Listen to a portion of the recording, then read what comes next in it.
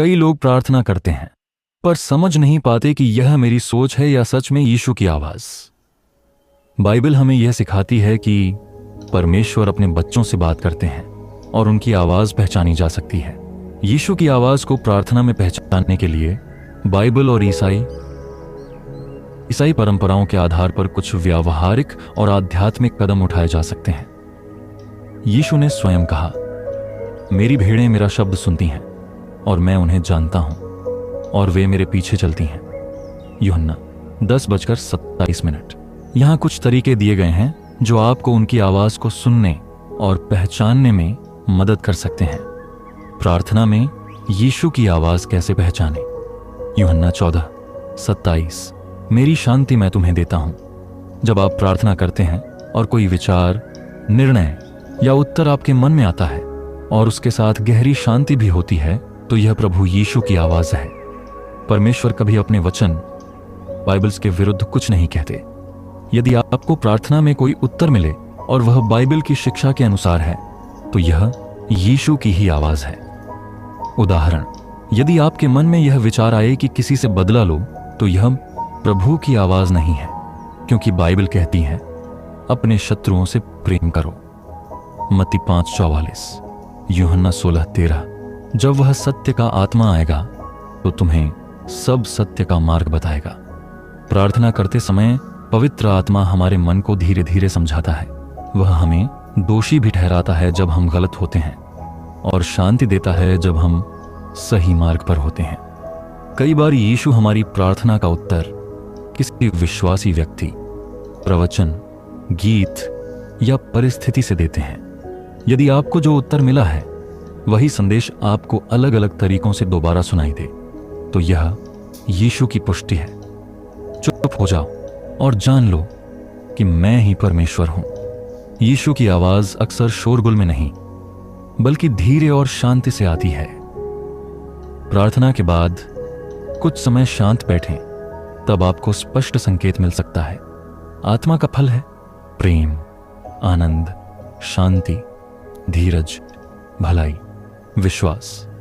यदि किसी विचार या आवाज के बाद आपके जीवन में ये फल दिखाई देने लगें, तो यह यीशु की आवाज है।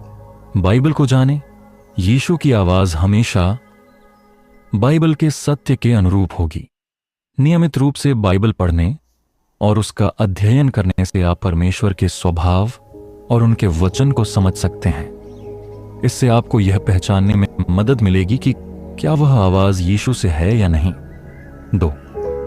प्रार्थना में शांति और एकाग्रता। प्रार्थना के दौरान मन को शांत करें और ध्यान केंद्रित करें। यीशु की आवाज अक्सर शांत, कोमल और शांति देने वाली होती है। 1 राजा 19:12। व्यस्तता और शोर से दूर एकांत में समय बिताएं ताकि आप उनके मार्गदर्शन को सुन सकें। आत्मा के फल की जांच करें। यीशु की आवाज हमेशा प्रेम, शांति, धैर्य, दया और अच्छाई जैसे आत्मा के फल गलातियों 5:22-23 को बढ़ावा देगी। यदि कोई विचार या प्रेरणा भय, भ्रम या नकारात्मकता लाती है, तो यह संभवतः यीशु से नहीं है। मार्गदर्शन के लिए प्रार्थना करें। पवित्र आत्मा से प्रार्थना करें कि वह आपको यीशु की आवाज को पहचानने में मदद करे। यीशु ने कहा कि पवित्र आत्मा हमें सत्य का मार्ग दिखाएगा। यूहन्ना 16:13। विशेष रूप से प्रार्थना करें कि आप उनकी इच्छा को समझ सकें। आज्ञाकारिता और अभ्यास। यीशु की आवाज को सुनना एक अभ्यास है जो समय के साथ विकसित होता है। छोटी छोटी बातों में उनकी आज्ञा का पालन करें, जैसे किसी की मदद करना या प्रार्थना में समय बिताना। जैसे जैसे आप उनकी आज्ञा मानते हैं, उनकी आवाज को पहचानना आसान हो जाता है। आध्यात्मिक परामर्श। विश्वसनीय पास्टर, आध्यात्मिक गुरु या परिपक्व ईसाई मित्रों से सलाह लें। वे आपको यह समझने में मदद कर सकते हैं कि क्या आप जो सुन रहे हैं वह यीशु की आवाज है। विश्वास और धैर्य। कभी कभी यीशु की आवाज तुरंत स्पष्ट नहीं होती। विश्वास रखें और धैर्यपूर्वक प्रतीक्षा करें। परमेश्वर अपने समय पर और अपने तरीके से बोलते हैं। यीशु की आवाज कभी डर, भ्रम या नफरत नहीं लाती। उनकी आवाज हमेशा शांति, प्रेम, सच्चाई और आत्मिक फल लाती है। अगर कोई विचार बाइबल के विरुद्ध है तो वह यीशु की आवाज नहीं हो सकती। अगर आपको ये वीडियो पसंद आई हो तो वीडियो लो, लाइक, चैनल को सब्सक्राइब करें और कमेंट में जय मसीह की लिखना बिल्कुल न भूलें। परमेश्वर हर कदम पर हमारे साथ हैं।